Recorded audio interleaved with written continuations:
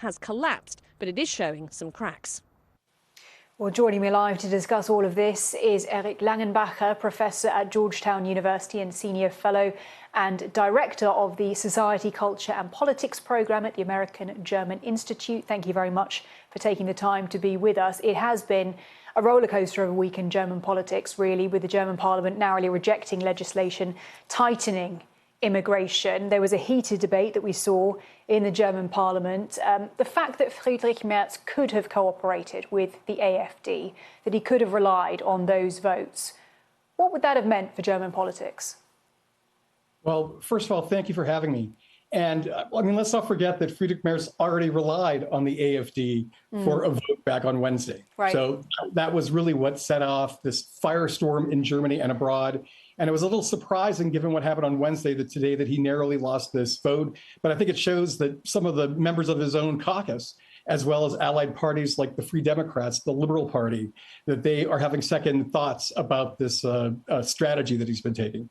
That's interesting you mentioning there some people even from his own caucus having second thoughts. I wonder what you think all of this means for his political fortunes as we head into that snap election next month, because clearly he had been trying to curry some favour with the electorate through these potential proposals. But I wonder if this could potentially deal a blow for his chances of becoming Chancellor. Well, I think it's still pretty sure that he'll become chancellor, but it's highly significant that Angela Merkel, the former chancellor, actually intervened and admonished him by throwing his own words back at him that he said back in November about never working with the AfD on anything. I mean, there still is a substantial portion of the electorate and the Christian Democratic Union that supports Merkel, and that is, part of her more centrist kind of brand of conservatism. So we'll see. I mean, there's a little bit more uncertainty, but I think it's still pretty certain that he'll be elected. Who he's going to go into coalition with, that is the big question now.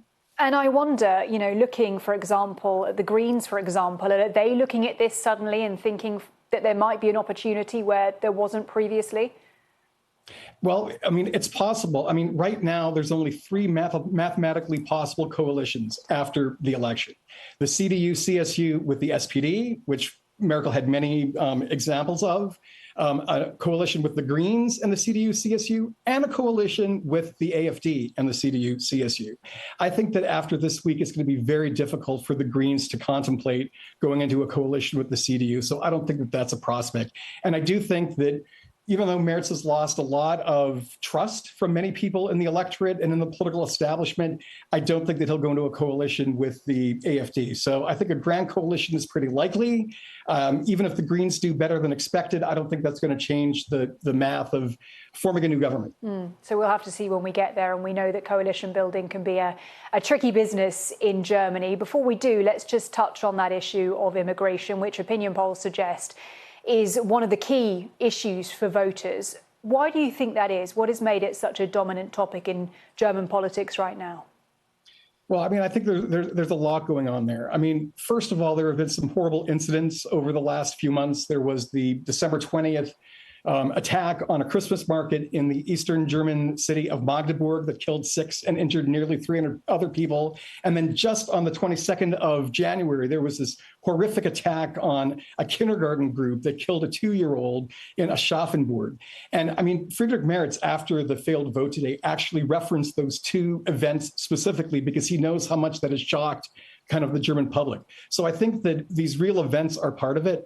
I think the other thing, too, is and there has been a lot of immigration to Germany. I mean, right now, there's about 3.3 million people with various forms of refugee status, which is an all-time high, which also puts Germany as the 3rd largest recipient of refugees in the world. So I think that there is just this sentiment that Germany's welcomed a lot of people and that it's time maybe for a change to that policy at this point. Langenbacher, Professor at the Georgetown University, also a Senior Fellow and Director of the Society, Culture and Politics Programme at the American German Institute. Thank you so much for sharing your thoughts with us. Thank you.